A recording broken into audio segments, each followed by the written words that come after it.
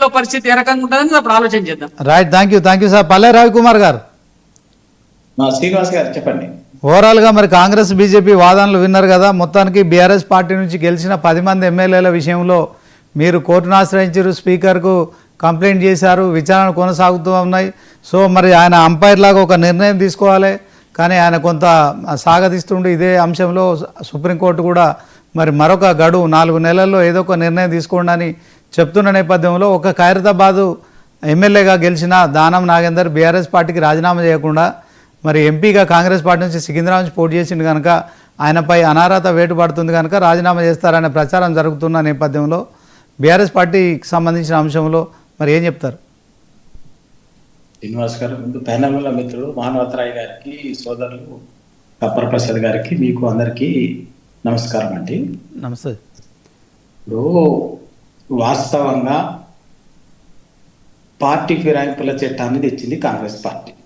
రాజీవ్ గాంధీ గారి సోదరుడు మా మానవతరాయ్ గారు కూడా ఆ మాట చెప్పారు. చెప్పడమే కాకుండా తేవడమే కాకుండా దాన్ని మొన్న ఏఐసిసి ఎన్నికల పార్లమెంట్ ఎన్నికల్లో ఏఐసిసి ఎన్నికల మేనిఫెస్టోలో కూడా ఏం చెప్పింది? పార్టీ ఫిరాయింపుల చట్టం సక్రమంగా అమలు కావట్లేదు, లోపభూయిష్టంగా ఉన్నది, దాన్ని సమర్థవంతంగా అమలు చేస్తాం, దానికోసం అవసరమైతే 10వ షెడ్యూల్ని సవరిస్తాము అని చెప్పేసి కూడా చెప్పింది చాలా స్పష్టంగా. అంతే కదా? అవును. మరి ఇవాళ అంటే దాని అర్థం ఏంది? దాని స్పిరిట్ ఏంది? వాళ్ళు ఇచ్చినటువంటి ఎన్నికల హామీ స్పిరిట్ ఏంది? పార్టీ ఫిరాయింపుల చట్టాన్ని సమర్థవంతంగా ఎటువంటి లోపభూయిష్టంగా ఎన్ని సమస్యలు ఉన్నా కూడా సమర్థవంతంగా రాజ్యాంగ స్ఫూర్తికి అనుగుణంగా ప్రజాస్వామ్య స్ఫూర్తికి అనుగుణంగా అమలు చేస్తామని చెప్పింది కాంగ్రెస్ పార్టీ ఇచ్చినటువంటి హామీ. రాజీవ్ గాంధీ గారు, మల్లికార్జున ఖర్గే గారు ఆ పార్టీ అధిష్టానం ఇచ్చింది. కానీ తెలంగాణలో సైమల్టేనియస్ గా తెలంగాణలో ఏం జరుగుతుంది?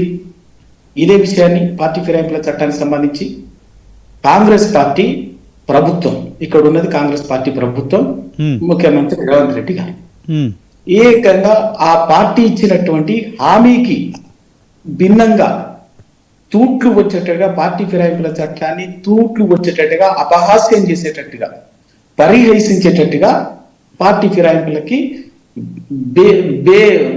ఏమంటారు అస్సలు ఇంకా ఇష్టారీతిగా ప్రవర్తించి చేస్తుంది.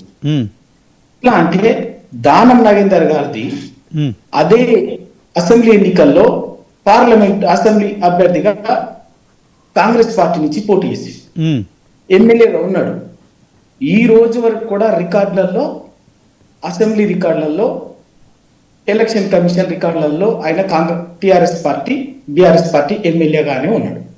అయిపోయింది. గెలిచిన 3 నెలలకు అట్లా ఉండగానే 3 నెలలకే ఆ నియోజకవర్గ పరిధిలో మళ్ళీ ఇంకా బయట ఎక్కడో కాదు పార్లమెంట్ కు సికింద్రాబాద్ కు కాంగ్రెస్ పార్టీ బీఫామ్ మీద ఎంపీగా పోటీ చేసి, అవును, ఇది కూడా అఫీషియల్ డాక్యుమెంట్. ఎలక్షన్ కమిషన్ అధికారికంగా దీనికి వేరే ఏ సాక్ష్యం అక్కర్లే, ఏ సాక్ష్యాలు లేకపోతే వాదనలు ప్రతివాదనలు కూడా అవసరం లేదు. స్ట్రేట్ అవే ఎలక్షన్ కమిషన్ కి మించినటువంటి అథారిటీ ఇంకేం లేదు ఈ దేశంలో. ప్రజాస్వామ్య విషయంలో, ప్రజాస్వామ్య వ్యవస్థని నిర్మాణం చేసే విషయంలో ఎలక్షన్ కమిషన్ ఇది సుప్రీం అథారిటీ. అక్కడనే 2 డాక్యుమెంట్స్ ఉన్నాయి. సింపుల్ గా రెండవది స్పీకర్ గారు ఫిర్యాదు వచ్చిన వెంటనే కొట్టిపడేసేయాలి.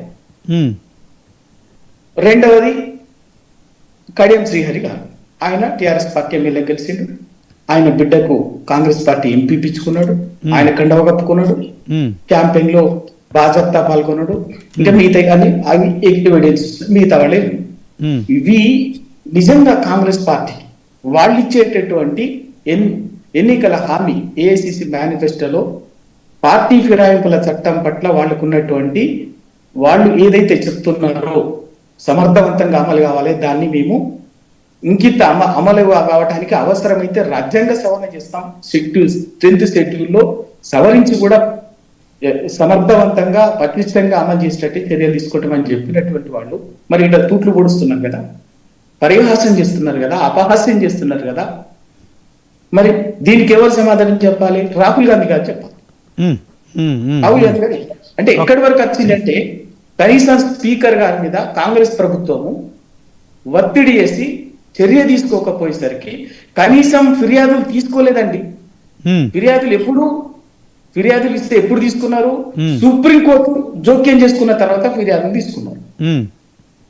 ఇవాళ సుప్రీంకోర్టు కూడా ఇప్పటికీ 3 సార్లు గడువు ఇచ్చింది. ఆ గడువు లోపల సుప్రీంకోర్టు కూడా చాలా స్పష్టంగా ఎక్కడ శాసన వ్యవహారాల్లో స్పీకర్ కానీ అటు అసెంబ్లీ స్పీకరు ప్లస్ అసెంబ్లీకి వచ్చేసరికి స్పీకర్ కు, శాసన మండలికి వచ్చేసరికి శాసన మండలి చైర్మన్ కు, లోక్సభకు వచ్చేసరికి లోక్సభ స్పీకర్ కు, రాజ్యసభకు వచ్చేసరికి రాజ్యసభ చైర్మన్ కి ఉండేటటువంటి ఏంటిది ఆ శాసనసభ వ్యవహారాల మీద కోర్టులు ఎప్పుడు కూడా జోక్యం చేసుకో. అవి పూర్తిగా రాజ్యాంగబద్ధమైనటువంటి రాజ్యాంగ ప్రతిపత్తిగా ఇస్తారు కాబట్టి ఖచ్చితంగా చెప్తుంది. కానీ ఎక్కడ జోక్యం రాజ్యాంగాన్ని సమీక్షించే అవకాశం ఉంది అంటే వాళ్ళ కోర్టులకి ఇదే హౌస్ లీడ్ చేస్తున్నటువంటి స్పీకర్, ఉదాహరణకు మన స్పీకర్ కాబట్టి ఎమ్మెల్యే కాబట్టి స్పీకర్ కు ఒక ఎమ్మెల్యే పార్టీ ఫిరాయింపుల చట్టం మీద చర్య తీసుకుని అధికారం ఇచ్చింది. ఏ హోదాలో ఇచ్చింది? స్పీకర్ అయినప్పటికీ కూడా స్పీకర్ కే ఎక్కడ వచ్చిందంటే అథారిటీ ట్రిబ్యునల్ చైర్మన్ గా ఆ నిర్ణయాన్ని ఆ విషయాన్ని సమీక్షించి చర్య తీసుకునేటటువంటి విచక్షణ అధికారాన్ని ఇచ్చింది. రవి గారు ఇప్పుడు ఆయన చర్యలు తీసుకునే సమయం ఆసన్నమైంది. ఖైరతాబాద్ లో శ్రీనివాస్ గారు ట్రిబ్యునల్ జడ్జిగా నిర్ణయం తీసుకోవాల్సినటువంటి దాన్ని కూడా తీసుకోకుండా ఇన్ఫ్లుయెన్స్ చేస్తుంటే సుప్రీంకోర్టు లాస్ట్ కు గడువుల మీద గడువులు అయిపోయిన తర్వాత మొన్న చీఫ్ జస్టిస్ గారి ధర్మాసనం గవాయి గారు వారం రోజుల్లో మీరు నిర్ణయం తీసుకుంటారా స్పీకర్ గారు, లేదంటే మీరు కొత్త సంవత్సరాన్ని ఎక్కడ సెలబ్రేట్ చేసుకుంటారో మీరు డిసైడ్ చేయండి అని చెప్పేసి చెప్పింది. ఇది నేను రాజకీయాలకు అతీతంగా మాట్లాడుతాను. ఎందుకంటే ఇది సరే పార్టీ ఎవరైనా కూడా ఏంటంటే స్పీకర్ గారు కూడా ఒక దళిత బిడ్డ. నాకు ప్రసాద్ గారి పట్ల చాలా అపారమైన గౌరవం.